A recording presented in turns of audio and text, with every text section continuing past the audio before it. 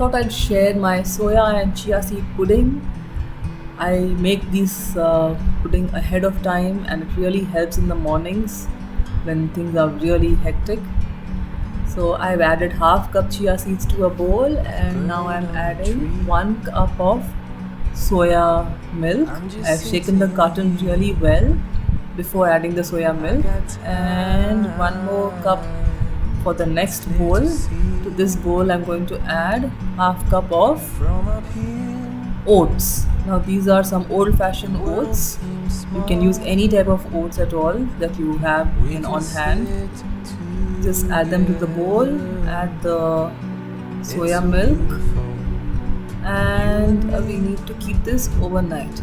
If you wish, you can add some sweetener, like I am going to add honey. These are my two bowls, and I'm going to add honey to the oats. So I'm adding 3 tablespoons. You can add any sweetener of your choice, or even leave it without adding anything. Soya milk has got a certain sweetness. So just stir it up.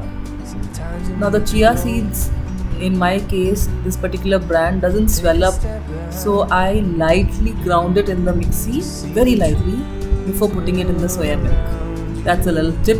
If it doesn't swell up, just put it in the mixie and give it a quick grind, or you can even use a pestle and mortar.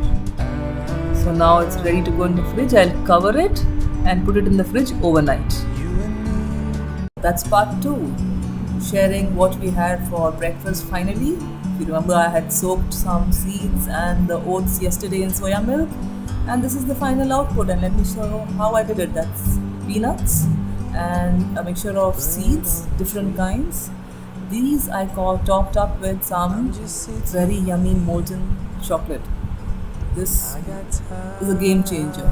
Don't ignore this part. And on top of this, I added the chia seeds. It was nice and thick and it had this time swollen very well.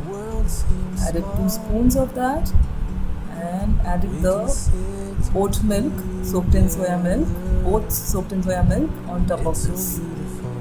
This combination worked extremely well. We all liked it. Now, the toppings are your choice. I had soaked some dates overnight.